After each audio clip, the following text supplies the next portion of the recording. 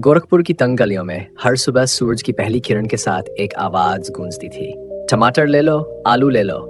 ये आवाज थी रामलाल की और उनके साथ ठेला खींचता था खायद साल का बेटा। आरव का जीवन बहुत साधारण था। सुबह पापा के साथ सब्जी बेचना, दिन में सरकारी स्कूल जाना और रात को छत पर लेटकर सपने देखना। उसका सबसे बड़ा सपना था आईआईटी में जाना, लेकिन एक सब्जी वाले के बेटे का आईआईटी तक पहुंचना, क्या ये मुमकिन था? एक दिन स्कूल में एक टीचर ने बताया कि शहर के एक कोने में एक कोचिंग खुली है जहां फ्री में आईआईटी की तैयारी करवाई जाती है। बस एंट्रेंस टेस्ट क्लियर करना होता है। आरव की आंखों में चमक आ गई। वो दौड़ता हुआ घर आया और पापा से बोला, पापा मुझे वो टेस्ट देना है। पापा ने थके हुए चेहरे से कहा, बेटा अगर तू ठेला नहीं लगाएगा तो दुकान कौन संभालेगा?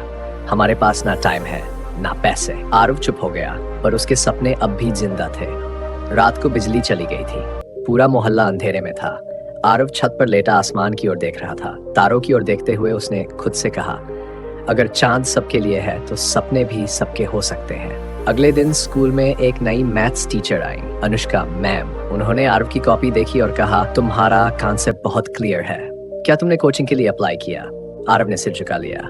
घर की हालत ऐसी नहीं है मैम। अनुष्का मैम मुस्कुराई और बोली, तुम रोज शाम को लाइब्रेरी आ जाना, मैं तुम्हें खुद गाइड करूंगी। बस वहीं से शुरू हुआ आरव का असली सफर। लकड़ी की बेंच, पसीने से भीगी शर्ट और थकी आंखें। हर दिन सब्जी बेचने के बाद वो लाइब्रेरी पहुंचता और रात 9 बजे तक पढ़ाई करता। शुरुआत में दिक्कतें बहुत आईं, किताबें समझ नहीं आती थी, आंखें थक जाती थी, लेकिन हर बार खुद से कहता, अगर अब हार गया तो फिर कभी जीत नहीं पाऊंगा। 3 महीने बाद कोचिंग एंट्रेंस टेस्ट का रिजल्ट आया। आरव सिलेक्ट हो गया। उस दिन उसके पापा की आंखों में आंसू थे, गर्व के आंसू। पर असली लड़ाई अब शुरू हुई थी। कोचिंग में बाकी बच्चों के पास ब्रांडेड बैग, स्मार्टफोन थे। आरव के पास एक पुराना झोला और पापा का बटन वाला फोन। जब मोबाइल में लेक्चर डाउनलोड करने की बात आती तो वो बटन वाला फोन दिखा देता और सब उस पर हंसते। कई बार वो खुद को दूसरों से छोटा समझने लगा, पर हर बार अनुष्का मैम कहती, तुम्हारी कहानी सबसे अलग है, इसलिए तुम जीतोगे। रातों में वो सपनों में भी सवाल हल करता और सुबह फिर सब्जी की दुकान पर लग जाता। कुछ महीनों बाद आया वो दिन, आईटीजी का एग्जाम डे। आरव ने कांपते हाथों से पेन उठाया और खुद से कहा, मैं किसी से कम नहीं। हर सवाल को ध्यान से पढ़ा, जहां अटकता वहां अनुष्का मैम की आवाज गूंजती, डर से नहीं, दिमाग से लड़ो। पेपर देकर जब वो बाहर निकला तो उसके चेहरे पर शांति और आत्मविश्वास था। फिर आया रिजल्ट का दिन।